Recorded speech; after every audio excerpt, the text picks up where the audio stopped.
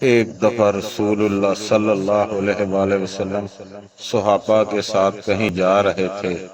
راستے میں آپ صلی اللہ علیہ وسلم کا گزر ایک ایسی جگہ ہوا جہاں ایک بکری کا مردہ بچہ پڑا ہوا تھا۔ اس وقت آپ صلی اللہ علیہ وسلم کے ساتھ جو لوگ تھے، آپ صلی اللہ علیہ وآلہ وسلم نے ان سے سوال فرمایا، تم میں سے کوئی اس مرے ہوئے بکری کے بچے کو صرف 1 درہم میں خریدنا پسند کرے گا؟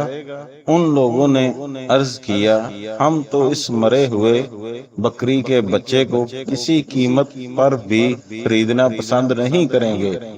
تب آپ صلی اللہ علیہ وآلہ وسلم نے فرمایا، قسم ہے خدا کی کہ دنیا اللہ کے نزدیک اس سے زیادہ ذلیل اور بے قیمت ہے کہ جتنا ذلیل اور بے قیمت تمہارے نزدیک یہ مردہ بچہ ہے۔